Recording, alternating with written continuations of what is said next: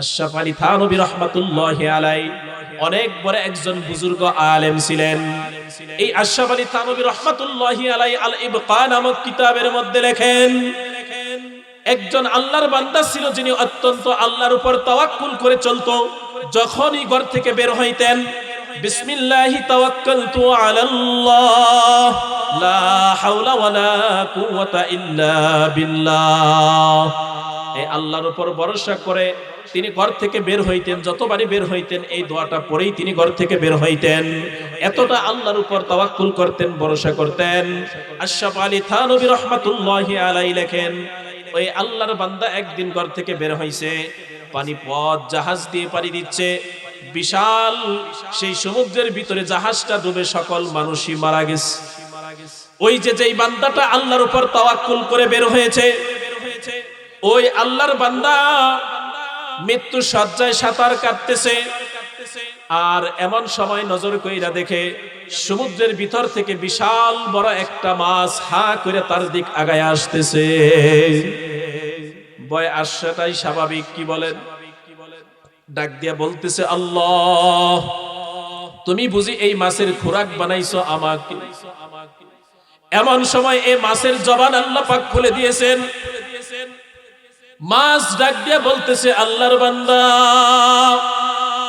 ভয় পেও না, আল্লাহ পাক আমাকে আদেশ করেছে তুমি আমার পিঠের উপর বসো, আমি নদীর পার তোমাকে পৌঁছায়া দিব। এই সমুদ্রের কোনো মাছ তোমাকে খাইতে পারবে না। আল্লাহ পাকের আদেশ, আমি তোমাকে খাবো না, আমার পিঠে বসো, আমি তোমাকে নদীর পার পৌঁছায় দিব। কারণ তুমি নাকি আল্লাহর উপর তাওয়াক্কুল করে ভরসা করে ঘর থেকে বের হয়েছো। জাতুন আই জান্নাতুন ইনদা রাব্বিহিম, এই সম্মানের স্থান হলো জান্নাতুল ফেরদাউস। সুবহানাল্লাহ, সুবহানাল্লাহ। তাইলে আল্লাহ পাক রব্বুল আলামিন 5 গুণওয়ালা ইমানদারকে 1 নম্বরের পুরস্কার কি দিবেন? বলেন কি দিবেন? জান্নাত। এই জান্নাতুল ফেরদাউস দিবেন 1 নম্বরের পুরস্কার। 2 নম্বর পুরস্কার আল্লাহ পাক রব্বুল আলামিন বলেন, লাহুম দারাজাতুন ইনদা রাব্বিহিম ওয়া মাগফিরাহ। কয় 2 নম্বরের পুরস্কার হলো তার জীবনের সমস্ত গুনাহকে আমি আল্লাহ মাফ করে দিব। সুবহানাল্লাহ। 5 গুণওয়ালা ইমানদারকে 2 নম্বর পুরস্কার, আল্লাহ পাক সমস্ত গুনাহ মাফ করে দিবেন। যেহেতু গুনাহ মাফ, তার মানে আর জাহান্নামে যাইতে হবে না। তো 1 নম্বর পুরস্কার বললেন জান্নাত, 2 নম্বর পুরস্কার হলো গুনাহ মাফ। 3 নম্বর আল্লাহ পাক বলেন ওয়ারিজকুন কারীম। আল্লাহ পাক রব্বুল আলামিন বলেন 3 নম্বর প্রকৃত ইমানদারের 3 নম্বর পুরস্কার হলো সম্মানের রিজিক আল্লাহ দান করবে। সুবহানাল্লাহ। দুনিয়াতে সম্মানের রিজিক, আখিরাতে জান্নাতের মেহমানদারি। এখন বলেন ওই 5 গুণওয়ালা ইমানদার হতে পারলে, প্রকৃত ইমানদারের সার্টিফিকেট দিলেন আল্লাহ, সাথে 3টা পুরস্কার, জান্নাত, গুনাহ মাফ, সম্মানের রিজিক। পুরস্কার কি ছোট হইছে নি? এত দামি পুরস্কার আল্লাহ দিবে, জান্নাত দিবে, গুনাহ মাফ করবে, সম্মানের রিজিকও আল্লাহ দান করবে। শর্ত হলো 5 গুণ থাকতে হবে। 1 নাম্বার গুণ আল্লাহ তাআলা বলেন, ইন্নামাল মুমিনুনাল্লাযীনা ইযা যুকিরাল্লাহু ওয়াজিলাত কুলুবুহুম। যখন কোন বান্দার সামনে আল্লাহ পাকের নাম নেওয়া হয়, অথবা আল্লাহর নাম স্মরণ করা হয়, বা আল্লাহর জিকির করা হয়, এই আল্লাহ পাকের নাম নেওয়া হলে ওয়াজিলাত কুলুবুহুম, আল্লাহর ভয়ে ওই বান্দার অন্তরটা কেঁপে ওঠে। এই আল্লাহ পাকের ভয় হলো প্রকৃত ইমানদারের 1 গুণ।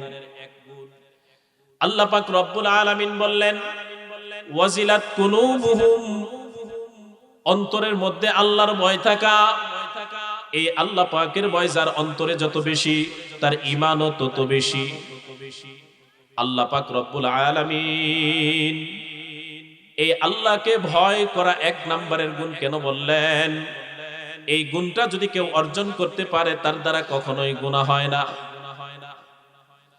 যদি কোনো বান্দার মধ্যে আল্লাহ পাকের ভয় হয়, ওই বান্দা কখনোই নামাজ ছাড়তে পারে না, জবানে মিথ্যা বলতে পারে না। অন্তরে যদি আল্লাহ পাকের ভয় থাকে, ওই বান্দা কখনোই জিনা করতে পারে না, ওই বান্দা কখনোই অন্যের সম্পদ আত্মসাৎ করতে পারে না, ওই বান্দা কখনোই রাষ্ট্রীয় সম্পদ আত্মসাৎ করবে না। কোনো প্রকারের অন্যায়ের কাজ তার দ্বারা হবে না, কারণ তার দিলের মধ্যে আছে আল্লাহর ভয়। দৃষ্টান্ত 1 নাম্বার দেখেন, নবীজির বিশিষ্ট একজন সাহাবী হযরত ওমর ফারুক রাদিয়াল্লাহু তাআলা আনহু, দুনিয়ায় থাকতে যিনি জান্নাতের সার্টিফিকেট পাইছেন, এই ওমর ফারুক রাদিয়াল্লাহু তাআলা আনহু শুধু দুনিয়ায় থাকতে জান্নাতের সার্টিফিকেট একবার পাইছেন তা কিন্তু না, একাধিকবার জান্নাতের সুসংবাদ তিনি পাইছেন। সেই ওমর ফারুক রাদিয়াল্লাহু তাআলা আনহু যখন মদিনার প্রেসিডেন্ট হলেন, রাষ্ট্রপ্রধান হলেন, এই ওমর ফারুক রাদিয়াল্লাহু তাআলা আনহু এশারের নামাজের পর ঘরে বসে তিনি রাষ্ট্রীয় সম্পদের হিসাব করতেছিল। এমন সময় আরেকজন দামি সাহাবী, নবীজির মেয়ের জামাই হযরত আলী রাদিয়াল্লাহু তাআলা আনহু গেলেন, যে সালাম দিলেন, আসসালামু আলাইকুম ইয়া আমিরুল মুমিনিন। সালামের জবাব দিলেন হযরত ওমর। জবাব দেওয়ার পরে হযরত আলী রাদিয়াল্লাহু তাআলা আনহু ভিতরে প্রবেশ করলো। প্রবেশ করার সাথে সাথে ওমর ফারুক রাদিয়াল্লাহু তাআলা আনহু জিজ্ঞাসা করলেন, রে আলী, এই গভীর রাত তুমি কেন আমার বাড়িতে আসছো? কয়, একটা পরামর্শ করার জন্য আসছি আপনার কাছে। কয়, কি পরামর্শ? এই পরামর্শটা কি রাষ্ট্রীয় না ব্যক্তিগত? কয়, আমার এই পরামর্শটা হলো আমার ব্যক্তিগত পরামর্শ। তো ওমর রাদিয়াল্লাহু তাআলা আনহু সাথে সাথে বাতিটা ফুদিয়ে নিভায়ে দিলেন। ওই জামানায় তো এখনকার মতো এরকম ইলেকট্রিক বাতি ছিল না। একটা পাতিলে কেরোসিন তেল রাইখা সেখানে বাতি জ্বালায় ব্যবহার করা হইতো, এটা মুরব্বীরা বুঝবে। তো রাষ্ট্রীয় টাকার কিনার তেল এর বাতি জ্বালাইয়া রাষ্ট্রীয় সম্পদের হিসাব করতেছিলেন। তো আলীকে জিজ্ঞাসা করলো, পরামর্শ কি ব্যক্তিগত না রাষ্ট্রীয়?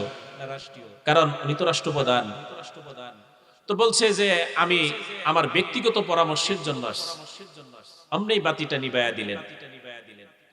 হযরতে আলী রাদিয়াল্লাহু তাআলা আনহু জিজ্ঞাসা করতেছে, ও আমিরুল মুমিনিন, আমি আসলাম, আমার একটা ব্যক্তিগত পরামর্শ নিয়ে আপনি বাতিটা নিভায়া দিলেন কেন?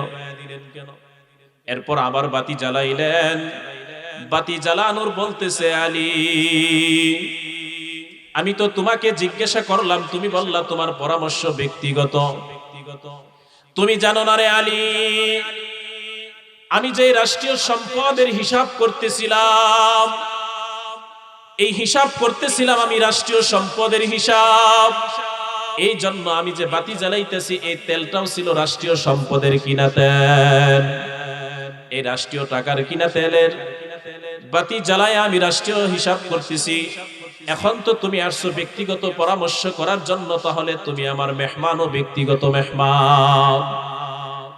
কয়, আলী তুমি বলো, কাল কিয়ামতের কঠিন ময়দানে আল্লাহ পাক যদি আমাকে জিজ্ঞাসা করে, রে ওমর, রাষ্ট্রীয় সম্পদের টাকার কেনা তেলের বাতি জ্বালায়া ব্যক্তিগতভাবে তুমি কেন ব্যক্তিগত কথাবার্তা বললা, কেন খুশ গল্প করলা, এই রাষ্ট্রীয় সম্পদকে ব্যয় করে ব্যক্তিগত কাজে কেন খরচ করলা, এর হিসাব দাও রে ওমর। ডাক দিয়া বললেন, রে আলী, কাল কিয়ামতের কঠিন ময়দানে আল্লাহর আদালতে দাঁড়ায়া আমি রাষ্ট্রীয় সম্পদের অপব্যয়ের হিসাব দিতে পারবো না, আমার ভয় হয়, এই জন্য বাতিটা আমি নিভায়া দিছি। এরপর আমার ব্যক্তিগত টাকার কিনা তেলের বাতি জ্বালায় আমি এখন তোমার সাথে কথা বলতেছি রে আলী। এখন চিন্তা করেন, সাধারণ কিন্তু কোন সাহাবী না, যিনি নাকি দুনিয়ায় থাকতে জান্নাতের সার্টিফিকেট পাইছেন, অথচ রাষ্ট্রীয় সম্পদের টাকার কিনা তেলের বাতি জ্বালায় হিসাব করে। একজন মানুষ আসলে জিজ্ঞাসা করে ব্যক্তিগত কথা না রাষ্ট্রীয় কথা। এই চিন্তা কেন হইছে? ওই যে আল্লাহ পাকের ভয়। এত সাধারণ কোন সাহাবী না, এত সাধারণ কোন সাহাবী না। নবীজির শ্বশুর আবার জান্নাতের সার্টিফিকেট পাইছেন দুনিয়ায়, তো বলতেছে আল্লাহ পাকের ভয়, এই জন্য আমি বাতিটা নিভায়া দিছি। আল্লাহ পাক এই কথাই বলেছেন, ইন্নামাল মুমিনুনা আল্লাযীনা ইযা যুকিরাল্লাহু ওয়াজিলাত কুলুবুহুম, কয় যার অন্তরে আল্লাহর ভয় আছে সে হলো প্রকৃত ঈমানদারের 5 গুণের একটা গুণ তার মধ্যে আছে, যে আল্লাহকে ভয় করে। যেই মানুষ আল্লাহরে ভয় করবে তার দ্বারা কোনো প্রকারের গুনার কাজ সংগঠিত হবে না। যদি ভুলে হয়েও যায় সাথে সাথে সে তওবা করবে, কান্না করবে, কারণ সে আল্লাহকে ভয় করে। যখন কোন বান্দার মধ্যে আল্লাহর ভয় চলে আসে তার দ্বারা গুনার কাজ আর সুযোগ হয় না, কারণ তার চিন্তা চলে আসে এই জায়গায় যে আমি অন্যায় করব, যদিও দুনিয়ার কেউ দেখে না কিন্তু আমার আল্লাহ ঠিকই দেখে। এই ভয় তার অন্তরে কাজ করবে, এজন্য গুনাহ করা তার পক্ষে সম্ভব হবে না। আরেকটা দৃষ্টান্ত বলে দেই, এই ওমরে ফারুক রাদিয়াল্লাহু তাআলা আনহু তার জামানায় একটা যুবতী নারী মদিনার দিকে চলতেছিল, মরুভূমির ভিতরে যখন চলে এমন সময় একটা দুষ্ট চরিত্রহীনা এক যুবকের লগে সাক্ষাৎ। এই যুবক বলতেছে, বোন তুমি একটু দাঁড়াও। কোথায় যাবা?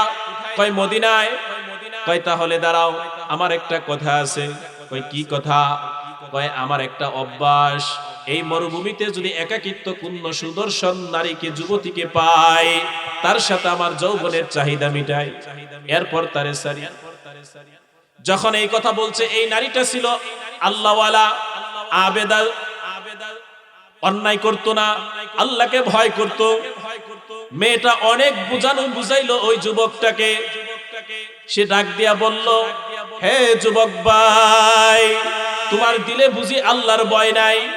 তুমি কি মরবা না? তুমি কি কবরে যাবা না? গুনাহগারের কবরে আযাব হয়, তুমি কি জানো না?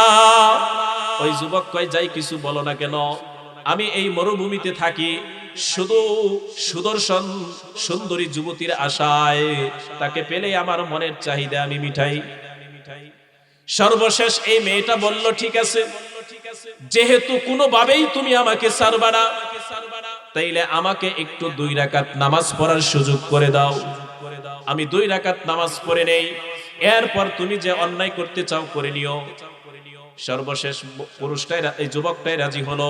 ঠিক আছে বোন, তুমি নামাজ পড়ে নাও, কোনো অসুবিধা নাই, কিন্তু আমি যে প্রস্তাব দিয়েছি এটার থেকে কিন্তু রক্ষা পাবা না। এমন সময় মেয়েটাই দেখলো আসরের নামাজের সময় হয়ে গেছে। খুতুবাতে হাকিমুল ইসলাম কিতাবের মধ্যে আসছে, যাও তুমি তার পিছনে 4 রাকাত আসরের ফরজ নামাজ পড়ে এসো। আমি যেহেতু আল্লাহকে ভয় করি, কখনোই অন্যায় করি না, জবানে মিথ্যা বলি না, যেহেতু আমি তোমাকে ওয়াদা দিলাম, যাও যাও তুমি নামাজ পড়ে আসো, এরপরে আমার সাথে তুমি অন্যায়টা করিও। যুবকটাই নারীটার কথাই রাজি হয়ে গেল। মসজিদে নববীতে চলে গেছে নামাজের জন্য। ওমরে ফারুক রাদিয়াল্লাহু তাআলা আনহুর ইমামতিতে আসরের নামাজ হচ্ছে, পিছনে দাঁড়ায় গেলেন। যখন সে নামাজটা শেষ করেছে, নামাজ শেষ করার পর ওমরে ফারুক রাদিয়াল্লাহু তাআলা আনহু মসজিদ থেকে বের হবে, এমন সময় এই যুবকটা মসজিদে নববীতে গড়াগড়ি করে কান্না করে। ওমরে ফারুক জিজ্ঞাসা করে, রে যুবক, এইভাবে কান্না করো কেন? তুমি তোমার কান্নার কারণটা কি? এই যুবক চিল্লায় কান্না করে আর জমিনে গড়াগড়ি করে। ওমরে ফারুক রাদিয়াল্লাহু তাআলা আনহু বলে, রে যুবক, যদি তোমার কোনো সমস্যা থাকে, তোমার যদি কোনো কিছুর প্রয়োজন হয়, তুমি বলতে পারো আমি হলাম মদিনার একজন রাখাল খাদেম। কয় না রাষ্ট্রপ্রধান? কয় আমি একজন খাদেম, জনগণের খেদমত করি। তুমি থাকলে বলো তোমার কি প্রয়োজন, আমি পুরা করি। এই যুবক বলতেছে, হে আমিরুল মুমিনিন, খলিফাতুল মুসলিমিন ওমর, আমি আপনাকে চিনি, কিন্তু আমার এমনি কোনো প্রয়োজন নাই। আমার একটা অপরাধ ছিল, আমি কোন সুদর্শন যুবতী নারীকে পেলে আমি অন্যায় কাজ করি, জিনার কাজে লিপ্ত হই। কিন্তু আজকে একজন আল্লাহর নেককার বান্দির পিছনে পড়েছিলাম, সে 2 রাকাত নামাজের বাহানা করলো, চিন্তা করলাম যে আল্লাহর ভয়ে অন্যায় করতে রাজি হয় না, মরুভূমিতে কোনো মানুষ দেখবে না, এরপরেও যেহেতু আল্লাহকে ভয় করে গুনার কাজে সে রাজি হয় না, সর্বশেষ যখন আমার হাত থেকে রক্ষাও পায় না, সেই সুবাদে সে রাজি হয়েছে, কিন্তু নামাজের সময় চেয়েছে। আর যখন দেখলো আসরের নামাজের সময় হয়ে যায়, আমাকে বলতেছে যাও তুমি 4 রাকাত আসরের নামাজ আদায় করে আসো। আমি মিথ্যা বলি না, আমি ওয়াদা দিয়েছি জিনার কাছ থেকে বাঁচতে যেহেতু পারবো না, অন্তত তুমি আসরের নামাজটা পড়ে এসো। আমি যখন নামাজ আদায় করলাম, নামাজ শেষ করলাম, আমার কানের ভিতরে কে যেন বলতেছে, এরে আল্লাহর বান্দা, ওই নেককার নারী যে আল্লাহকে ভয় করে, যে আল্লাহর ভয়ে কখনোই জিনার কাজ করে নাই, যে আল্লাহর ভয়ে কখনো মিথ্যা বলে নাই, যে আল্লাহকে ভয় করে কোনো গুনার কাজ করে না, এমন একটা নারীকে তুই, নেককার নারীকে কেন তুই অপবিত্র করবি? তুই কেন গুনার কাজ করবি? তোর ভিতরে কি আল্লাহর ভয় নাই? যখন আমি নামাজ পড়লাম, কে যেন আমার কানের মধ্যে এই আওয়াজটা দিয়ে দিল, এই ভয়ে এখন আমি কান্না করি রে ওমর। ওমর রাদিয়াল্লাহু তাআলা আনহু ওই যুবকটাকে বলতেছে, যেহেতু তোর দিলের মধ্যে আল্লাহর ভয় আসছে, তুই তওবা কর, আল্লাহ তাআলা তোকে মাফ করে দিবে। এখন আরেকটা কথা বলি, আমাদের তো আরেকটা সমস্যা, গুনাহ করলে গুনাহ স্বীকার করি না, নামাজ পড়ি না গুনাহই মনে করি না, মিথ্যা বলি গুনাহ মনে করি না। এটা হলো কিন্তু আরেকটা সমস্যা। নিজের অন্যায়কে অপরাধ মনে করি না, গুনার কাজকে যে অপরাধ মনে করে না, তার কিন্তু তওবার সুযোগ হয় না। যখন কোনো মানুষ নিজের অপরাধকে অপরাধ মনে করে, তারই কিন্তু তওবা করার সুযোগ হয়। আমার বাস্তব একটা অভিজ্ঞতার কথা বলতেছি। একদিন এক দোকানে আসরের নামাজের পর চা খাওয়ার জন্য একটু বসছিলাম, সেখানে একজন বলতেছে, হুজুর যাই কিছু বলেন, অনেক কিছু দেখছি জীবনে, কিন্তু হুজুর ঘর আগেই জান্নাতে যাব। আমি বললাম, ভাই কেমনে যাবেন একটু বলেন? যাইতেই পারেন, আল্লাহ পাক দিলে তো যাবেনই, কিন্তু হুজুর ঘর আগে কেমনে যাবেন একটু বলেন। কয়, হুজুর নামাজ না পড়লেও ঈমান ঠিক আছে। আমি এটা আবার কেমন করে বললেন? কয়, হ্যাঁ নামাজ না পড়লেও ঈমান ঠিক আছে। কেমনে? কয়, অনেক নামাজি মানুষকে আমি দেখেছি, তারা নামাজ পড়া অন্য মানুষের ক্ষতি করে। আসলে বাস্তব কথা বলে নাই? অনেক মানুষ আছে না, নামাজ পড়া খেতার আইল নাকি বলেন, খেতার আইল নাকি বলেন, আইল ছাটে না। অনেক মানুষ কিন্তু নিজের ক্ষেতের আইল ছাইটা অন্যের ক্ষেতের দিক চাপায়া দেয়। এই যে এরকম করে, আবার এরকম মানুষ নামাজও পড়ে, আছে না? কিছু হাজী সাহেব আছেন এরকম অন্যায় করে, তো উনি কথাটা বইলা ফেলাইছে। কথা তো চিন্তা করে দেখলাম সমাজে এগুলো বাস্তব হচ্ছে। তাই আমি বললাম, আচ্ছা ঠিক আছে, কিছু কিছু নামাজিরা হয়তো এই অপরাধ করে, এজন্য আপনি বললেন, ঠিক আছে, আলেম গোরাকে যাবেন, আবার আলেমদেরকে খুশা দিয়ে বললেন কেন? অনেক হুজুর করে দেখছি অন্যায় করতে। আমি, আচ্ছা ঠিক আছে, একজন আলেম হলে সে অন্যায় নাই করতেই পারে, বুঝলাম, তো আগে যাবেন এটা নিশ্চিত দেন কেমনে? আমার ঈমান ঠিক আছে হুজুর। আমি, আপনি ঈমান বুঝেন? ঈমান কেমনে ঠিক থাকে এটা কি আপনি বুঝেন? কয়, হুজুর যাই বলেন, নামাজ না পড়লো আমার ঈমান ঠিক আছে, আমি নামাজ পড়ি না কিন্তু মানুষের ক্ষতি করি না। তাইলে দেখেন, উনি বলতেছে নামাজ না পড়লেও ঈমান ঠিক আছে। তার মানে নামাজ না পড়াটা এটা কিন্তু ওনার কাছে কোনো অপরাধী মনে হয় না, যার কারণে তিনি জোর গলায় বলতেছে, হুজুর নামাজ না পড়লেও ঈমান ঠিক আছে, আমি আলেম ঘর আগে জান্নাতে যাব। তো এই জন্যই বললাম যে আমাদের মধ্যে অনেক মানুষ আছে, আমরা অপরাধকে অপরাধী মনে করি না, এটা আমাদের আরেকটা বড় সমস্যা। এজন্য নিজেদের অপরাধগুলোকে অপরাধ মনে করব। বড় পীর আব্দুল কাদের জিলানী রহমাতুল্লাহি আলাইহি তিনিও বলতেন, আল্লাহ, দুনিয়ার মানুষ আমাকে বড় আলেম, বড় পিশাব জানে, যদি আল্লাহ আমার অপরাধের কারণে আমি জাহান্নামী হই, আল্লাহ আমার চোখটাকে অন্ধ বানাই আমারে জাহান্নামে দিও। চিন্তা করে, অথচ তাদের জীবনে গুনাহ করছে এমন ইতিহাস পাওয়া যায় না। যখন 7-8 বছর, তখনই তার কাছ থেকে মানুষ মুসলমান হওয়া শুরু হয়েছে। এমন একজন বড় আলেম, বড় পীর সাহেব, বড় পীর আব্দুল কাদের জিলানী রহমাতুল্লাহি আলাইহি, অথচ আশঙ্কা করে যদি আল্লাহ আমার অপরাধে আমি জাহান্নামে যাই, মানুষ আমার এত সম্মান দিছে দুনিয়ায়, সেই মানুষের সামনে জাহান্নামে যাব, এর চেয়ে লজ্জা হয় না। এজন্য আল্লাহ আমার চোখ দুটো অন্ধ বানাইয়া জাহান্নামে। এরকম ভয় করত, নিজেকে অপরাধী মনে করত। যেরকম সাহাবাদের মধ্যে আছে শ্রেষ্ঠ 4 জন সাহাবী, তার মধ্যে একজন হলেন হযরতে ওসমান। এই ওসমান রাদিয়াল্লাহু তাআলা আনহু কবর দেখলে চিল্লায়া হাউমাউ করে কান্না করত। জিজ্ঞাসা করা হলে বলতো, নবীজি বলছেন কবরের ভিতরে, গুনাহগারের কবরে এইভাবে নবী দেখাইয়া বলছেন দুই পাশের মাটি এমন জোরে চাপ দিবে, ডান পাজর আর বাম পাজর হাত দিয়ে একটা আরেকটার ভিতরে ঢুকে চুরমার হয়ে যাবে। কয় এজন্য কবর দেখলে আমার ভয় হয়, এজন্য কাঁদি। অথচ দুনিয়ায় থাকতে জান্নাতের সার্টিফিকেট পাইছে। তো এরকম ভয় ছিল তাদের মধ্যে, যে কথা বলতেছিলাম, ওই যে নেককার নারীর পিছনে লাগছিল জিনা করার জন্য, নামাজে পাঠাই দিছে। তো নামাজে যাওয়ার পর তার ভিতরে আল্লাহ পাক হেদায়েত দিয়া দিছে এই নারীটার দোয়ার উসিলায়। তো এখন কান্নাকাটি করার পর ওমর রাদিয়াল্লাহু তাআলা আনহু বলে দিলেন, রে যুবক, তুমি যেহেতু আল্লাহকে ভয় করেছো আর তওবা করো, আল্লাহ পাক তোমাকে মাফ করে দিবে। সে তওবা করে আবার ওই মরুভূমিতে গেছে। মরুভূমির ভিতরে যায় দেখে ওই নেককার নারীটা ওইখানে আছে, কিন্তু নামাজের সিজদারত অবস্থায় দোয়া করতেছে, ওগো মালিক, আয় আল্লাহ, যেই যুবক আমাকে ধরেছে, আল্লাহ আমি তার কাছে ওয়াদা দিয়েছি আমি থাকবো, এখান থেকে যাব না। আয় আল্লাহ, জিনা নামক অন্যায় থেকে বাঁচার জন্য যদি চলে যাই তাহলে ওয়াদা খেলাফের গুনাহ হয়ে যাবে। আল্লাহ আমি যাইতে পারবো না। আল্লাহ তোমার এই যুবক বান্দাকে আল্লাহ তুমি হেদায়েত দিয়ে দাও।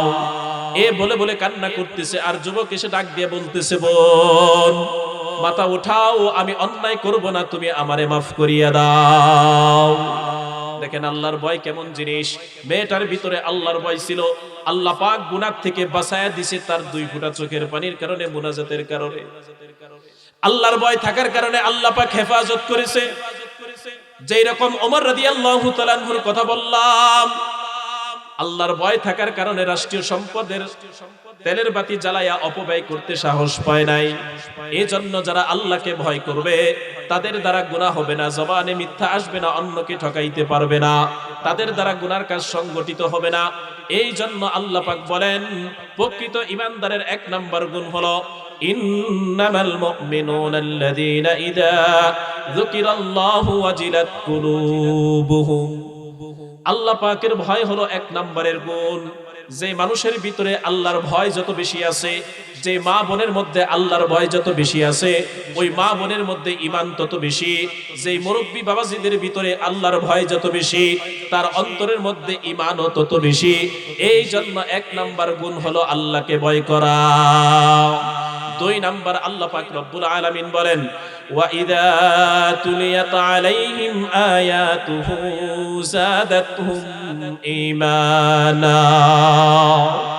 আল্লাহ পাক রব্বুল আলামিন বলেন, যারা কোরআনুল কারীমের তেলাওয়াত করবে আল্লাহ তাআলা তাদের ঈমানকে বাড়ায়া দিবে। সুবহানাল্লাহ। কোরআনুল কারীমের তেলাওয়াত করলে আল্লাহ পাক ঈমানকে বাড়ায়া দেয়। এই কোরআনের আলোচনা করলে শুনলে আল্লাহ ঈমানকে বাড়ায়া দেয়। এই কোরআনকে যারা মহব্বত করে আল্লাহ পাক তাদেরকেও নেকি দান করে। কোরআন ওয়ালাকে যারা মহব্বত করে তাদেরকেও আল্লাহ পাক নেকি দান করে। এই জন্য ঈমানদারের 2 নম্বরের গুণ বললেন, ওয়া ইযা তুলিয়াত আলাইহিম আয়াতুহু যাদাতহুম ঈমানা। আল্লাহ পাক বলেন, এই কোরআনুল কারীমের তেলাওয়াত হলো ঈমানদারের 2 নম্বরের গুণ। এই কোরআনুল কারীমকে যদি কেউ মহব্বত করে, কোরআন ওয়ালাকেও যদি কেউ মহব্বত করে, আল্লাহ পাক তার জীবনের গুনাহ মাফ করে দেয়। এখানে আমি একটা দৃষ্টান্ত বলবো। একজন গ্রাম্য মানুষ, লেখাপড়া কিছু জানতো না, একেবারে সহজ সরল। ওই গ্রামের পুরো মানুষটাই ছিল একেবারে মূর্খের এলাকা। কেউ কোনো জেনারেল লাইনের লেখাপড়াও ছিল না, কোনো আরবি লাইনের লেখাপড়াও ছিল না। কিতাবের মধ্যে আসছে একজন কৃষক মারা গেছে। এই কৃষকের লাশটাকে নিয়ে এলাকার মানুষজন কোন রকম গোসল দেওয়ায়া কাফনের কাপড় পরায় রাস্তার পার নিয়ে দাঁড়ায় আছে। যদি রাস্তা দিয়ে কোনো মানুষ যায়, জানাজা পড়াইতে পারে, তাকে দিয়ে জানাজা পড়ায়া নিবে। অনেকের আশ্চর্য লাগতে পারে, হুজুর এটা কেমন কথা বললেন? একটা মহল্লায় একটা লোক নাই যে জানাজা পড়াইতে পারে? বেশি না 20 বছর আগের কথা বলেন, আপনাদের এই এলাকায় নামাজ পড়ানোর মতো যোগ্য মানুষ কয়জন ছিল? বলেন, মানুষ সংখ্যায় আর কত ছিল? এটা তো বলতেছি আর ওই 10, 20, 50 বছর না, তারও আগের কথা। তো এই গ্রামের মধ্যে কোনো আলেম নাই, জানাজা পড়াইতে পারে এমনও কোনো লোক নাই। এই জন্য এই কৃষকের লাশটাকে নিয়ে রাস্তার পার দাঁড়ায় আছে। দীর্ঘ সময় পর একজন লোক যায়, যার মাথায় টুপি আছে, গালে দাঁড়িয়ে আছে। দেখা ভাবলেন এই লোকটা আলেম না হইলেও মনে হয় জানাজা পড়াইতে পারবে, যেহেতু টুপি আছে। ডাক দিয়া বললেন যে হুজুর, জানি না আপনার পরিচয়, কিন্তু দেখেন আমাদের একজন লোক মারা গেছে, জানাজা দেওয়ার মতো কোনো মানুষ নাই। আপনি যদি একটু জানাজাটা পড়াই দিয়ে যাইতেন তাহলে আমরা একটু মুক্তি পাইতাম। ওই লোকটা বলল, ঠিক আছে, আমি একজন সরকারি চাকরিজীবী, কিন্তু নামাজ পড়ি, জানাজা পড়াইতে পারি, ঠিক আছে, তাড়াতাড়ি করেন, লাশটা কিনে কাতার হয়ে দাঁড়ায় যান। লাশটাকে সামনে রাইখা কাতারে দাঁড়ায় গেছে। এখন ওই লোকটা জানাজার নামাজ পড়ায়া দিছে। এরপর বলল, ঠিক আছে, আমি চলে যাই, আমার অফিসের টাইম পার হয়ে যাবে। কয় হুজুর, লাশটা কবরে কিভাবে রাখতে হয় আমাদের জানা নাই, যদি একটু লাশটা কবরে রাইখা দিতেন আমরা কোন রকম মাটি দিয়ে নিতাম, অসুবিধা নাই। বাধ্য হইয়া লাশটা নিয়ে কবরে নামছে। কবরে রেখে যখন চলে আসছে, অফিসে যাওয়ার পর দেখে কিছু অফিসিয়াল ডকুমেন্ট, কিছু কাগজপাতি ছিল পকেটে, সেগুলো কবরের মধ্যে পড়ে গেছে, এখন আর পকেটে নাই। পেরেশান হয়ে গেছে, অফিসের কাগজ তালাশ করতে করতে চলে আসছে, না পাইলে তো চাকরি থাকবে না। আইসা আবার ওই মহল্লায় ঢুকছে, মানুষজনদেরকে ডাক দিয়ে বলছে, ভাই আমার মনে হয় লাশটা যখন কবরে রাখছি অমনি আমার পকেট থেকে মনে হয় কবরের মধ্যে কাগজপাতি পড়ে গেছে। এখন ওই কাগজগুলো তো খুবই দরকার, একটু আসেন, এই কাগজগুলো আমি বের করে নিয়ে যাই, কবরটা একটু খনন করতে হবে। কয় আমরা তো জানি না কবর খনন করা যাবে কিনা। কয় হ্যাঁ হ্যাঁ, সবে মাত্র যেহেতু হয়েছে এজন্য কবর খনন করা যাবে। এরপর সেখানে গেছে, যাওয়ার পর ওই লোকগুলো বলেন, আমরা কবরের পাশে যাওয়ার পর সাথে সাথেই দেখতেছি ওই কবর থেকে জান্নাতি সুঘ্রাণ আসতেছে। সুবহানাল্লাহ। কয় জান্নাতের সুঘ্রাণ আসে কবর থেকে, সবে মাত্র মাটি নিয়ে গেলাম, সে কবর থেকে এখন জান্নাতি সুঘ্রাণ আসে। কয় মাটিটা একটু সরাইলাম, বাঁশগুলো সরানোর পর আমরা তাকায় দেখি এই কবরের ভিতরে শুধু আর লাশ নাই, এই কবরটা পুরাটাই ফুল দিয়ে কে যেন সাজায়া রাখছে। কয় এই ফুলগুলো আমরা জীবনে দেখি নাই, এইগুলো হলো জান্নাতি ফুল। লাশটা সহ সাজানো, চতুর্দিক দিয়ে কবরটা সহ সাজানো, আর সুঘ্রাণ দেখে এই হুজুর বলতেছে যে আমার আর কাগজের দরকার নাই, চাকরি যাই যাবে, কোনো আফসোস নাই। এই কৃষক আল্লাহর ওলির অবশ্যই ভালো কিছু আমল ছিল, এটা না জানা পর্যন্ত আমি যাব না, চলো চলো যাই, কবর ডেকে দাও। কবর ডেকে দিছে, তার আপনজনের কাছে নিয়ে গেছে। ওই সময় শুধু তার একটা কন্যা সন্তান দুনিয়াতে ছিল, তার মা বাবা তার স্ত্রী আগেই দুনিয়ার থেকে বিদায় নিয়েছে। তার মেয়ের কাছে গিয়ে ডাক দিছে, এই হুজুর সাহেব যায় বলতেছে, মা তোমার বাবার কি আমল ছিল একটু বলো না, তোমার বাবার লাশটাকে কবরে সবেমাত্র রাখছিলাম, আর কবরটা এখন যায় খনন করে দেখি তোমার বাবার কবরটা আল্লাহ পাক জান্নাতের বাগান বানায়া দিছে। কয় জান্নাতের বাগান বানায় দিছে, এই ভালো কি আমলটা করতে একটু বলো না। কয় আমার বাবাকে তো আমরা ওই রকম কোন আমল করতে দেখি নাই, কিন্তু আমার বাবা প্রতিদিন 2 বেলা একটা কাজ করতো, এটা আমি বলতে পারি। কয় কি 2 বেলা কাজ করতো?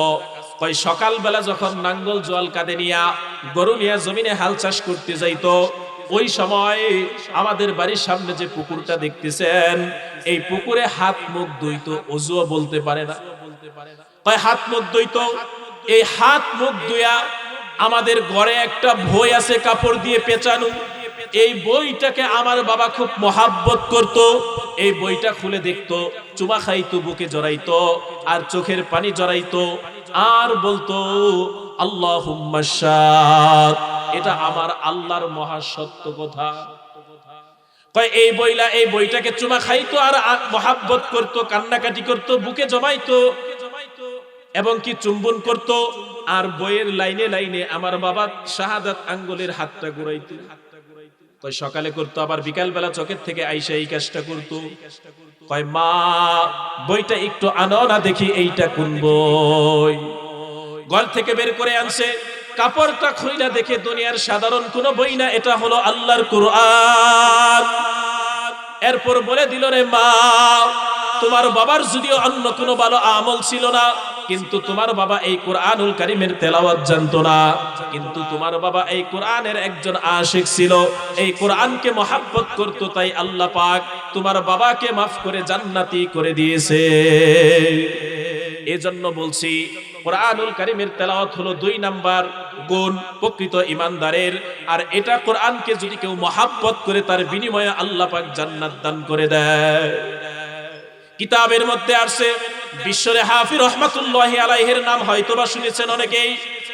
তিনি একজন মদখোর ছিল, কোন নেক আমল করত না, মাতাল হয়ে পড়ে থাকতো মদ পান করে। হাসান বসরি রহমাতুল্লাহি আলাইহির জামানার মানুষ।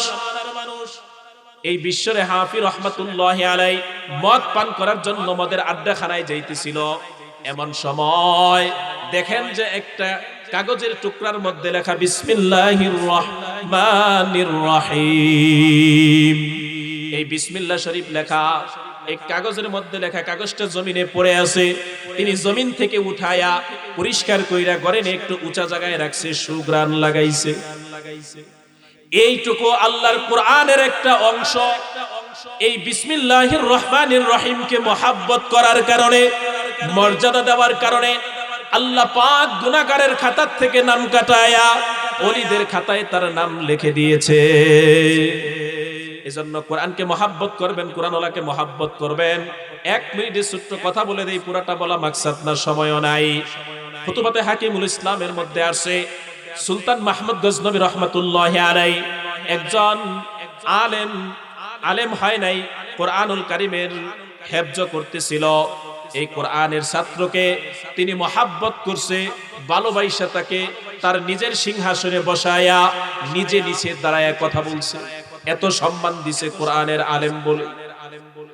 ওই হাফেজে কোরআনকে মহব্বত করে খাওয়াইছে, নিজের সিংহাসনে বসবার দিছে। তার 1 বছরের খাবার পোশাকের যত খরচ লাগে সব দিছে। দেওয়ার পর এর বিনিময়ে আল্লাহ পাক রব্বুল আলামিন তাকে নবীকে স্বপ্নে দেখার সুযোগ করে দিয়েছে। পুরা ঘটনা বললাম না, মূল কথাটা বলে দিলাম। শুধু কোরআনওয়ালা আলেমকে মহব্বত করেছে। এই জন্য দেখবেন অনেক সময় কিন্তু অনেক মানুষ আছে, বিশেষ করে গরিব মানুষদের মধ্যে এই আদবটা বেশি দেখা যায়। বড় লোকরা করে না তা বলি নাই, বিশেষ করে গরিবরা বেশি করে। আলেমদেরকে নিয়ে মাঝে মধ্যে গাছের নতুন ফল খাওয়ায়। পোলায় বিদেশ থেকে টাকা পাঠাইছে, প্রথম বেতন থেকে কিছু হাদিয়া হুজুররে দেয়, মসজিদ মাদ্রাসায় দান করে। এই রকম আলেমদেরকে মহব্বত করে, আলেমদেরকে খাওয়ায়, ঘরে নেওয়াটাকে বরকত মনে করে। এটা সত্যিকার অর্থেই মহব্বত। এটাই একজন খাঁটি উম্মতের কাজ হলো। যেহেতু সে নবী, এখন আর নবীর দরওয়াজা নাই, ওয়ারাসাতুল আম্বিয়া হলো উলামায়ে কেরাম। এদেরকে যারা মহব্বত করবে আল্লাহ তাদেরকে ভালোবাসবে, তাদের জীবনের গুনাহ আল্লাহ মাফ করে দিবে। এজন্য আলেমদেরকে মহব্বত করবেন, কোরআনওয়ালাকে মহব্বত করবেন। যারা কোরআন তেলাওয়াত জানেন না, কোরআনুল কারীমের তেলাওয়াত শিখবেন। কোরআনের বেশি আমল যারা জানেন না তাদের জন্য একটা আমল বলে দেই। সূরাতুল ইখলাস 3 বার পড়লে 1 কোরআনুল কারীমের খতমের সওয়াব হয়, এটা সবাই জানেন। 10 বার পড়লে জান্নাতে একটা ঘর হয়, এটাও সবাই জানেন। 2-1 সাহাবীর ঘটনা আছে, সূরা ইখলাসকে মহব্বত করে বেশি বেশি তেলাওয়াত করার কারণে জান্নাতের সুসংবাদ পাইছে। এইগুলো অনেকবার শুনছেন, হয়তোবা আমার ধারণা এটা একটু কম শুনছেন, তাই এটা বলি। তাফসীরে নূরুল কোরআনের ভিতরে আছে একজন সাহাবী মুআবিয়া ইবনে মুআবিয়া রাদিয়াল্লাহু তাআলা আনহু। এই মুআবিয়া ইবনে মুআবিয়া রাদিয়াল্লাহু তাআলা আনহুর ইন্তেকালের পর তার লাশটাকে ফেরেশতাদের দ্বারা গোসল দেওয়ায়া কাফনের কাফর পরায়া রেডি করে রাখছে। নবীজি সাল্লাল্লাহু আলাইহি ওয়াসাল্লাম সাহাবায়ে কেরামদেরকে নিয়ে মদিনায় চলে আসতেছে। এমন সময় জিবরাইল আলাইহিস সালাতু ওয়াস সালাম এসে বললেন, ইয়া রাসূলুল্লাহ, ইয়া হাবিবাল্লাহ, ওই যে ওইখানে একজন আপনার সাহাবীর লাশ আছে, আপনি তার জানাজার নামাজটা পড়াবেন, এটা আল্লাহ পাক আদেশ করেছে। নবীজি সাল্লাল্লাহু আলাইহি সাল্লাম সাহাবায়ে কেরামদেরকে নিয়ে বললেন, হে জিবরাইল, যাও, কোথায় আমার সাহাবীর লাশ, আমাকে নিয়ে যাও। ওই জিবরাইল আলাইহিস সালাতু ওয়াস সালাম নবীজিকে নিয়ে গেলেন। যাওয়ার পর নবীজি জানাজার নামাজ কমপ্লিট করলো। জানাজার নামাজ শেষ করে নবীজি সাল্লাল্লাহু আলাইহি সাল্লাম দেখেন সবুজ পাগড়ি পরিহিত মানুষের অভাব নাই। নবীজি ডাক দিয়া বললেন, রে জিব্রাইল, এই সবুজ পাগড়ি পরিহিত এরা কি মানুষ না আল্লাহর ফেরেশতা? জিব্রাইল বললেন, ইয়া রাসূলুল্লাহ, ইয়া হাবিবাল্লাহ, এরা আল্লাহর রহমতের ফেরেশতা। কয় এদের সংখ্যা কত? কয় এদের সংখ্যা হলো ৭০,০০০। তাফসীরে নুরুল কুরআনের মধ্যে আসছে ৭০,০০০, অন্য বর্ণনায় পাওয়া যায় ৫০,০০০-এরও কথা। তো বললেন যে ৭০,০০০ রহমতের ফেরেশতা এখানে এই আপনার সাহাবীর পিছনে জানাজার নামাজ পড়েছে নবীজি। নবী কয়, এটা আমার কোন সাহাবী? কয় এটা হলো আপনার মুআবিয়া ইবনে মুআবিয়া রাদিয়াল্লাহু তাআলা আনহু। এই একই নামে কিন্তু একাধিক সাহাবী আছে। তো বললেন, ইয়া রাসূলুল্লাহ, এটা আপনার মুআবিয়া ইবনে মুআবিয়া রাদিয়াল্লাহু তাআলা আনহু। কয় এর কি এমন আমল ছিল যার কারণে এর জানাজার নামাজের জন্য আল্লাহ পাক আমাকে আদেশ করলো আর ৭০,০০০ রহমতের ফেরেশতার জানাজার নামাজে তার শরীক করাইলো? জিব্রাইল বললেন, ইয়া রাসূলুল্লাহ, আপনার এই সাহাবীর ভিতরে একটা আমল আল্লাহর কাছে এত পছন্দের হয়েছে যার কারণে আল্লাহ পাক এই ৭০,০০০ রহমতের ফেরেশতার জানাজা নসিব করেছে। কয় কি আমল ছিল সেই আমলটা কি? কয় এই আমলটা হলো সূরাতুল ইখলাস, অর্থাৎ যেটাকে আমরা কুলহু সূরা বলি। একবার পাঠ করি, সবাই বলেন, বিসমিল্লাহির রহমানির রহিম। কুল হুয়াল্লাহু আহাদ, আল্লাহুস সামাদ, লাম ইয়ালিদ ওয়া লাম ইউলাদ ওয়া লাম ইয়াকুল লাহু কুফুয়ান আহাদ। বিসমিল্লাহির রহমানির রহিম। সবাই জবান খুলে পড়েন, কুল হুয়াল্লাহু আহাদ, আল্লাহুস সামাদ, লাম ইয়ালিদ ওয়া লাম ইউলাদ ওয়া লাম ইয়াকুল লাহু কুফুয়ান আহাদ। বিসমিল্লাহির রহমানির রহিম। কুল হুয়াল্লাহু আহাদ, আল্লাহুস সামাদ, লাম ইয়ালিদ ওয়া লাম ইউলাদ ওয়া লাম ইয়াকুল লাহু কুফুয়ান আহাদ। তিনবার পড়লেন, এক কোরআন খতমের সওয়াব হয়েছে সবার।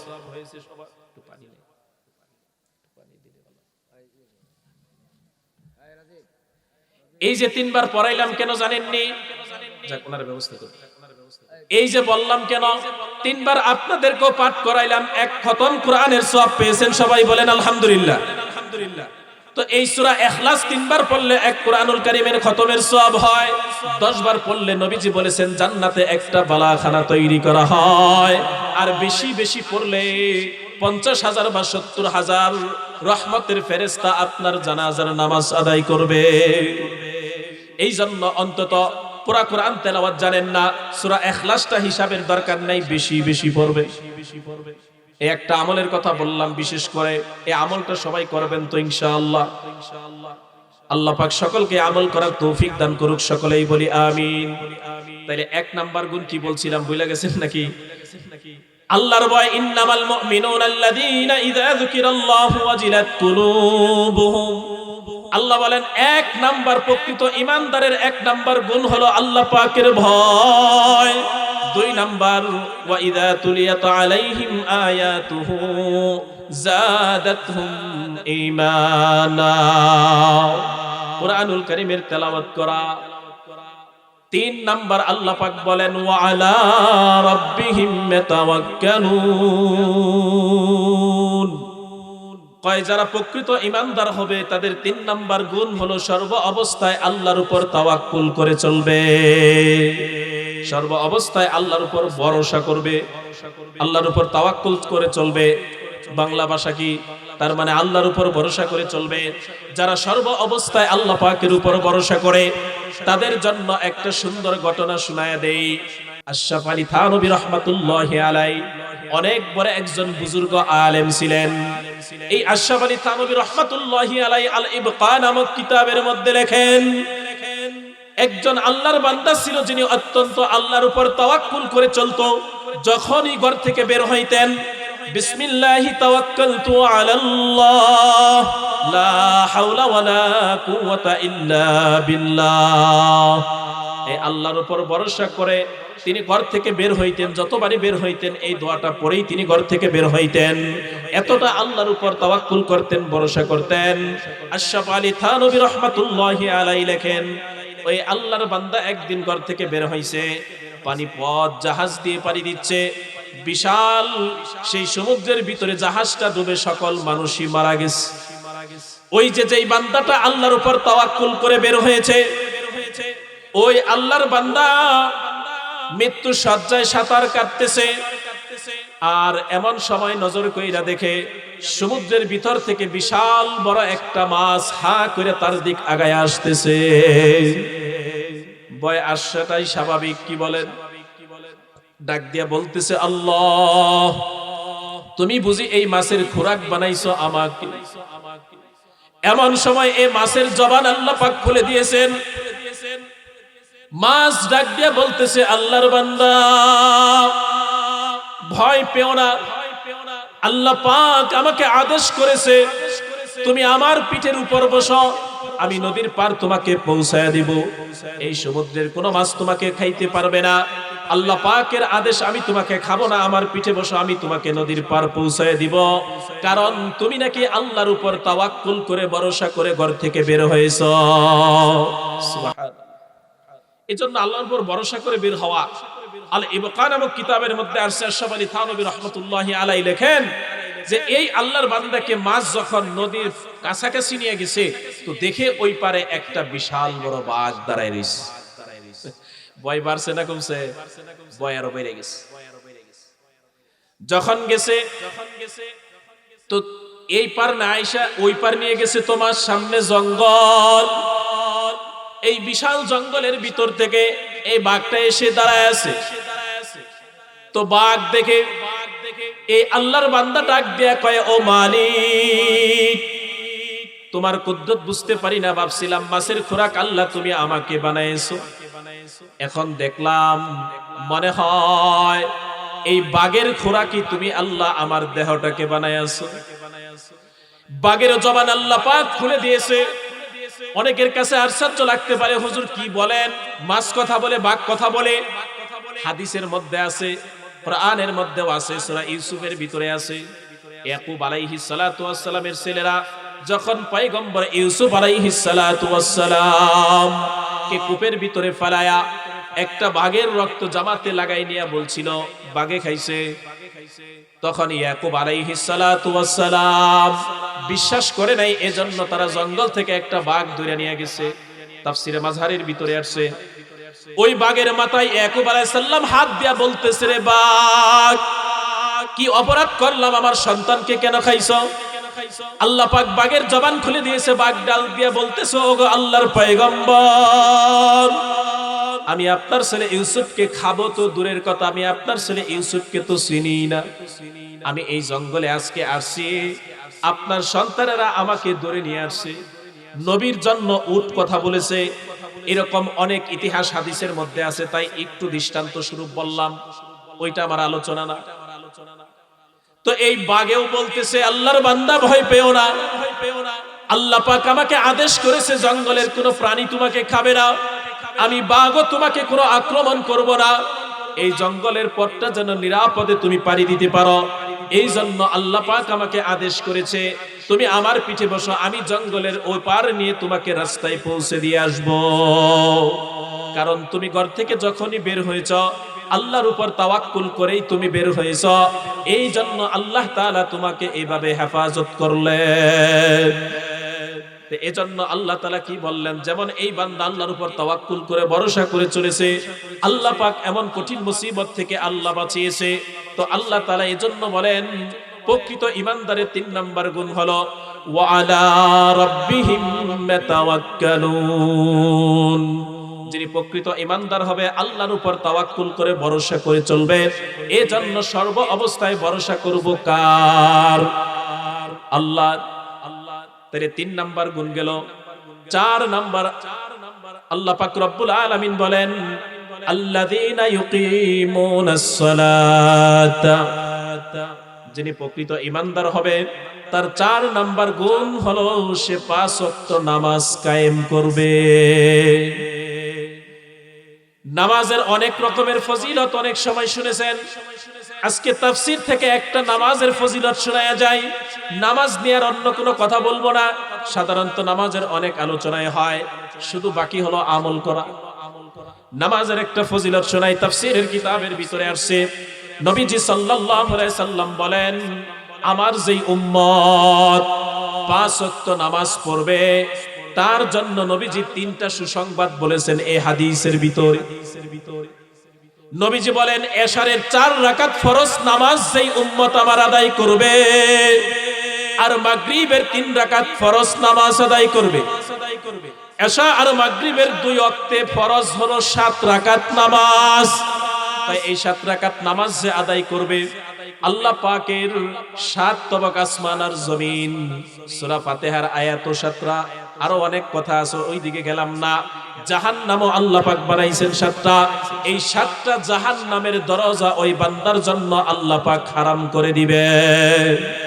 কারণ এশা আর মাগরিবে 2 ওয়াক্তে ফরজ, 4 আর 3 7 রাকাত আদায় করেছে। এই 7 রাকাত 2 ওয়াক্তের ফরজ নামাজের উসিলায় আল্লাহ পাক জাহান্নামের 7টা দরজা তার জন্য বন্ধ করে দিবেন। নবীজি বলেন, রে আমার উম্মত শুনো, যদি তোমরা আসরের 4 রাকাত ফরজ নামাজ আদায় করো আর যদি জোহরের 4 রাকাত ফরজ নামাজ আদায় করো, এই জোহর আসর 2 ওয়াক্তে মিলে হলো 8 রাকাত ফরজ। কয় রাকাত? 8 রাকাত ফরজ নামাজ যদি তোমরা আদায় করতে পারো রে উম্মত, আল্লাহ পাক রব্বুল আলামিন 8টা জান্নাতের দরজাই তোমাদের জন্য খুলে দিবে। তাহলে কোন আর কি লাগে? এশা আর মাগরিবের দ্বারা জাহান্নাম থেকে বাঁচা যাবে, আসর আর জোহরের দ্বারা জান্নাত পাওয়া যাবে। কিন্তু এর আগে 2টা গাটি আছে মুসিবতে। একটা হলো মৃত্যুর সময়, মৃত্যুর যন্ত্রণা বা ইমানি মউত হয় কিনা। আরেকটা হলো কবর জগতের আযাব আছে গুনাহগারদের জন্য, বেনামাজির জন্য কবরে আযাব আছে। এই কবরের আযাব হলো আরেকটা। এই 2টা মুসিবত আছে। নবীজি বলেন, এশা আর মাগরিবের দ্বারা তো জাহান্নাম থেকে বাঁচবে, জোহর আর আসরের দ্বারা তো জান্নাত পাবে, আর ফজরের 2 রাকাত ফরজ নামাজের দ্বারা আল্লাহ পাক রব্বুল আলামিন প্রথম রাকাতের দ্বারা মৃত্যুর সময় ইমানি মউত নসিব করবেন, আর মৃত্যুর যন্ত্রণা হবে না। দ্বিতীয় রাকাতের দ্বারা তার ওই বান্দার কবরের আযাব হবে না। আমার কাছে মনে হয় এর চাইতে ফজিলতপূর্ণ হাদিসই আর হয় না। 5 ওয়াক্ত নামাজের দ্বারা যে ফজিলতটা শুনাইলাম, এই হাদিসে রাসূল বলছেন মৃত্যুর সময় ইমানি মৃত্যু হবে, কালেমা নসিব হবে, এবং কি তার কবরে আযাব মাফ হবে, জান্নাত পাবে, জাহান্নাম থেকে মুক্তি পাবে। এই জন্য 5 ওয়াক্ত নামাজ পড়ব। এই নামাজের ব্যাপারে আরেকটা কথা শুনাই, যেটার বেশি দরকার আমাদের। এইখানে যারা আছি বলেন তো, আমাদের উপর কি মুসিবত আসে না? রোগ ব্যাধি একটা মুসিবত, ঋণগ্রস্ত হওয়া মুসিবত, সন্তানাদি কথা শুনে না, এটা একটা মুসিবত।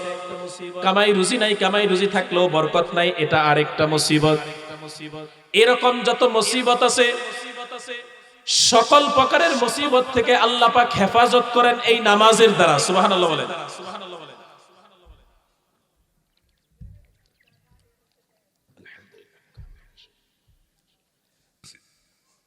এই নামাজের দ্বারা আল্লাহ পাক রব্বুল আলামিন দুনিয়ার যত মুসিবত আছে আল্লাহ হেফাজত করে।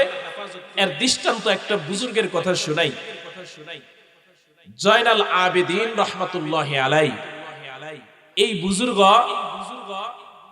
নফল নামাজ পড়তেছেন, ফরজ নামাজের সময় না, এমনিতেই নফল নামাজ পড়তেছে।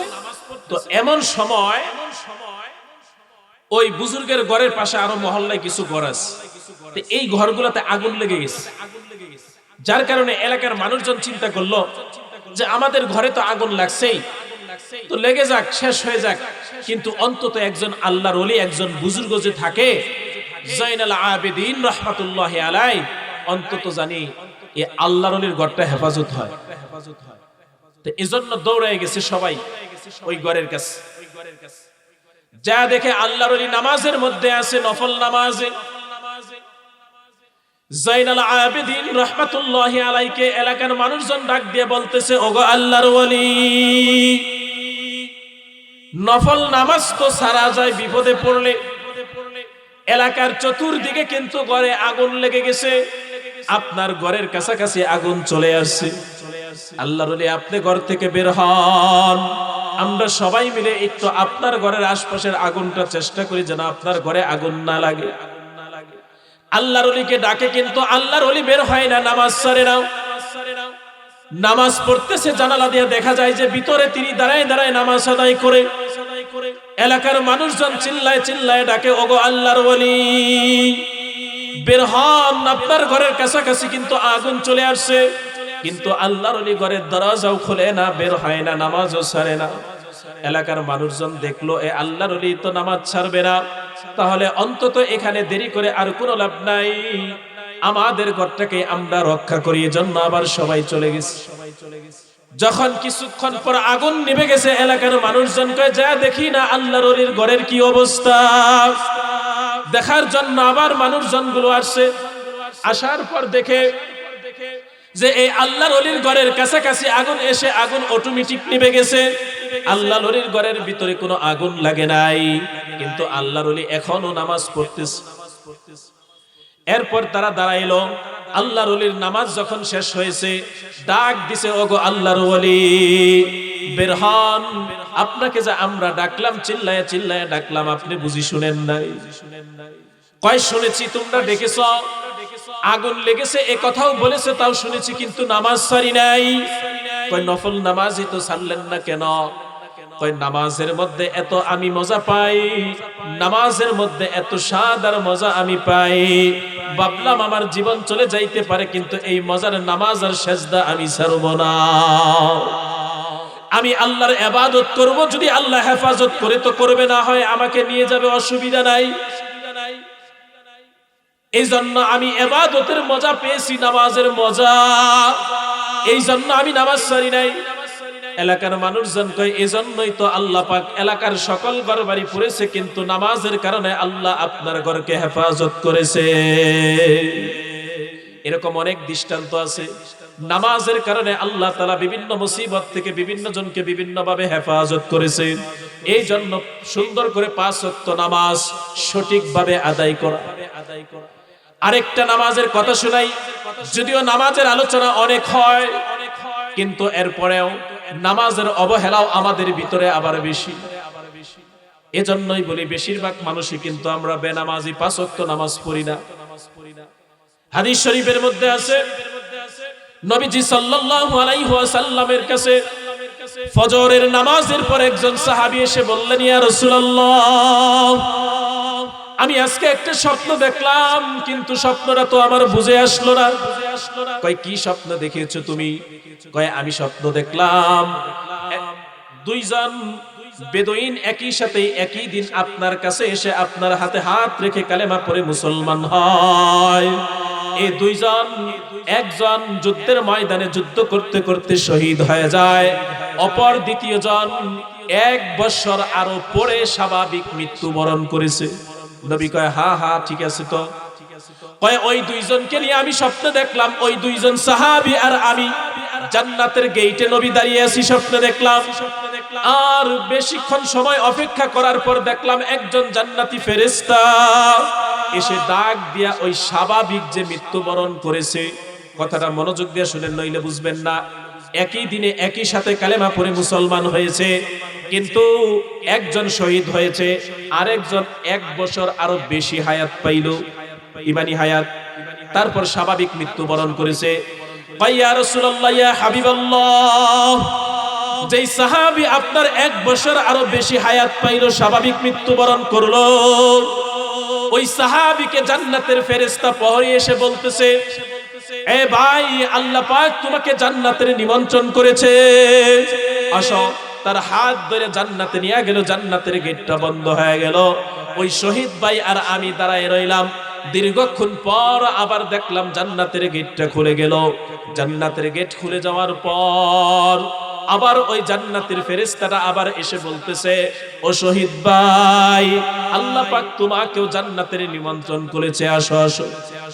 তার হাত ধরে যখন নিয়ে যায়, চিন্তা করলাম ওই নামাজি সাধারণ ভাইটাকে একবার নিয়ে গেল, আবার কতক্ষণ পর আইসাই শহীদকে নিয়ে যায়, পড়ে না আসে, তাইলে কি আমি জান্নাতে যাব না? এই জন্য ফেরেশতার সামনে দাঁড়াইলাম আর বললাম, ওগো ফেরেশতা, একটু বলো না আমাকে কি জান্নাতে নিবা না? আল্লাহ কি আমাকে জান্নাত দিবে না? তুমি এদেরকে নিয়ে যাও, আমাকে নাও না কেন? কয় তোমার এখনো সময় হয় নাই, তার মানে তুমি মৃত্যুবরণ এখনো করো নাই। কয় তাহলে এদেরকে নিয়ে যাইতেছ? কয় হ্যাঁ হ্যাঁ, তাদের দুনিয়ার হায়াত শেষ, এজন্য এদেরকে নিয়ে যাই।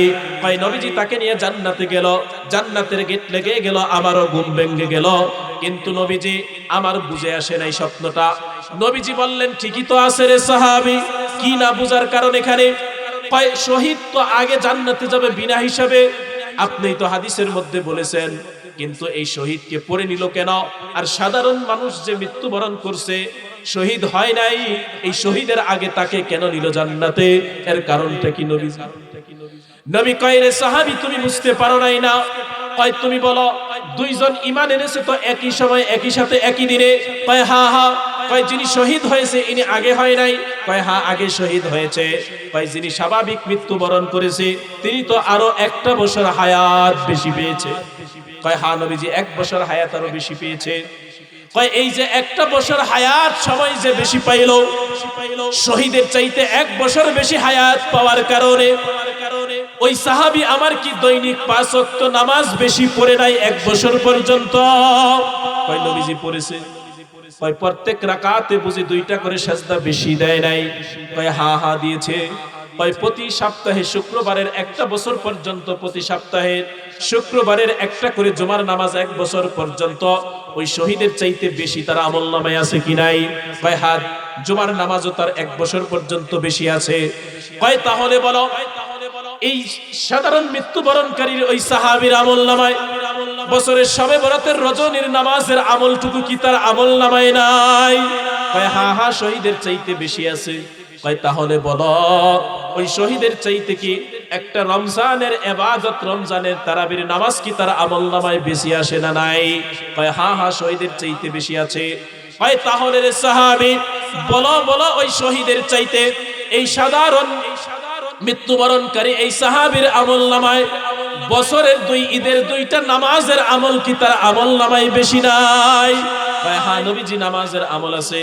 কয় যার আমলনামায় এতগুলো নামাজ 1 বছর পর্যন্ত বেশি হইল, ওই বান্দা তো শহীদের আগেই জান্নাতে যাবে, এটা না বুঝার কি আছে?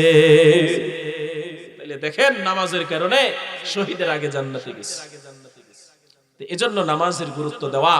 আমি খুতবার সময় একটা হাদিস আপনাদের সামনে পাঠ করছি, সেই হাদিসটা এই নামাজ সম্পর্কেই বলছি। কবরে তো আল্লাহ পাক রব্বুল আলামিন প্রশ্ন করবেন ফেরেশতার মাধ্যমে ঈমান সম্পর্কে, কিন্তু হাসরের মাঠে আল্লাহ পাক হিসাব করবেন টোটাল জিন্দেগীর, এর ভিতরে সর্বপ্রথম হিসাব নেবেন কি? এই নামাজ। এই হাদিসটা আপনাদের সামনে পড়ছি। রাসূল সাল্লাল্লাহু আলাইহি ওয়াসাল্লাম বলেন, ক্বালা রাসূলুল্লাহ সাল্লাল্লাহু আলাইহি ওয়াসাল্লাম, আউয়ালু মা ইউহাসাবু বিহিল আবদু ইয়াউমাল কিয়ামাতিস সালাহ। নবীজি বলেন, কাল কিয়ামতের কঠিন ময়দানে সর্বপ্রথম এই বান্দার কাছ থেকে আল্লাহ পাক নামাজের হিসাব নেবে। চিন্তা করেন, প্রথম হিসাবটাই আল্লাহ শুরু করবে নামাজ দিয়া। আবার যদি কেউ নামাজ পড়েন, তার জন্য আরো সুসংবাদ দিবেন, মিফতাহুল জান্নাতিস সালাহ। নবী বলেন, এই নামাজই হলো তার জন্য জান্নাতের চাবি। এজন্য 5 ওয়াক্ত নামাজ সঠিকভাবে পড়ব তো ইনশাআল্লাহ। নিয়ত করেন, হুজুর 2 হাত উঠাই আল্লাহরে দেখান যে আজকে থেকে নিয়ত করলাম হুজুর 5 ওয়াক্ত নামাজ পড়ব। হাত নামান সবাই, আল্লাহ পাক কবুল করুক, সকলেই বলি আমিন। যেহেতু সময় আরেকটু আছে, এই নামাজের ফজিলত সম্পর্কে আরেকটা হাদিস, আরেকটা ঘটনা শুনে এক বুজুর্গের। এই বুজুর্গের ঘটনা আসছে তাফসীর ইবনে কাবিরের ভিতরে। সূরাতুল হজ্জের শেষ আয়াতের অংশ বিশেষের 3টা গুণের কথা বলছে, সেখানেও একটা গুণ আল্লাহ পাক নামাজের কথাই বলেছেন। এবং কি যারা বেশি বেশি নেক আমল করবে তাদের জন্য জান্নাতের সুসংবাদ দিয়েছেন। ইন্নাল্লাযীনা আমানু ওয়া আমিলুস সালিহাত, আল্লাহ পাক রব্বুল আলামিন বলেন যারা ঈমান আনবে আর নেক আমল করবে, কানাত লাহুম জান্নাতুল ফিরদাউসি নুজুলা। আল্লাহ কয় যারা ঈমান আনবে আর নেক আমল করবে তাদেরকে পুরস্কৃত করব জান্নাতুল ফিরদাউস দিয়ে। এই জান্নাতুল ফেরদাউস দিবেন যারা বেশি আমল করবে ঈমানের পর। তাই এজন্য 5 ওয়াক্ত আমল একটা শ্রেষ্ঠ আমল। এজন্য 5 ওয়াক্ত নামাজের একটু গুরুত্ব দিয়ে কথা বলতেছি, যেহেতু আমার সময় এখনো দিয়ে রাখছে। এই নামাজের ব্যাপারে সূরাতুল হজ্জের ভিতরেও আল্লাহ পাক বলেছেন, ফাকিমুস সালাতা ওয়া আতুজ যাকাতা ওয়া আতাসিমু বিল্লাহ। আল্লাহ পাক বলেন যারা নামাজ কায়েম করবে, যাকাত প্রদান করবে, আল্লাহকে মজবুত করে ধারণ করবে, এই তিনটা আমল যারা করে, আল্লাহ বলেন হুয়া মাওলাকুম ফানি'মাল মাওলা ওয়া নি'মান নাসীর। এই তিনটা আমল যারা করবে আল্লাহ বলেন তাদের জন্য অভিভাবক উত্তম সাহায্যকারী। আমি ঘটনাটা বলবো না, শুধু ফজিলতটুকু শোনাই। ওই আল্লাহর ওলির ভিতরে ছিল 4 আমল। কয় আমল? 1 নাম্বার, তিনি হারাম খাইতো না, হালাল খাইতো। আর তিনি বলতেন, নবী বলেছেন লা ইয়াদখুলুল জান্নাতা জাসাদুন গুজিয়া বিল হারাম। যারা হারাম খায় জান্নাতে যাবে না, এজন্য তিনি হারাম খাইতো না। 1 নাম্বার হালাল খাইতো, 2 নাম্বার 5 ওয়াক্ত নামাজ পড়তো, 3 নাম্বার তিনি তাহাজ্জুদের নামাজ পড়তো, 4 নাম্বার কুরআনুল কারীমের তেলাওয়াত করতো। এই 4 গুণের কারণে আল্লাহ তারে কি ফজিলত দিছে। 1 নাম্বার, খিজির আলাইহিস সালাতু ওয়াস সালামের মতো দামি মানুষের দ্বারা জানাজার নামাজের ইমামতি করাইছে। এই আল্লাহর ওলির জন্য আল্লাহ পাক জান্নাত থেকে জান্নাতি কাফর দ্বারা কাফনের কাপড় পরাইছে। 12 লক্ষ রহমতের ফেরেশতা তার জানাজার নামাজে শরীক হয়েছে। এবং কি এই আল্লাহর ওলির আল্লাহ পাক আরো কি সাহায্য করেছেন, যে তার ফ্যামিলি চলার জন্য 12,000 স্বর্ণের টাকা দান করেছে। এত মর্যাদা দিছে শুধু 4 আমল, তার মধ্যে 2টা নামাজের। একটা হলো 5 ওয়াক্ত ফরজ নামাজ, আর একটা তাহাজ্জুদের নামাজ। তো এজন্য আমরা সবাই 5 ওয়াক্ত নামাজ পড়ব। তো আমি যে আলোচনাটা করলাম, আমার মূল আলোচনা ছিল আজকে আপনাদের সামনে আল্লাহ জান্নাত দিবে, জাহান্নাম থেকে মুক্তি দিবে, অর্থাৎ গুনাহ মাফ করবে, দুনিয়া আখিরাতে সম্মানের রিজিক দিবে। 5 গুণ থাকলে 1 নাম্বার আল্লাহর ভয়, 2 নাম্বার কোরআনুল কারীমের তেলাওয়াত, 3 নাম্বার আল্লাহর উপর তাওয়াক্কুল করে চলা, 4 নাম্বার নামাজ কায়েম করা, 5 নাম্বার আল্লাহর রাস্তায় দান করা। আল্লাহ তাআলা আমাকে সহ আপনাদের সকলকেই এই কথাগুলোর উপর আমল করার তৌফিক দান করুক। সকলেই বলি আল্লাহুম্মা আমিন।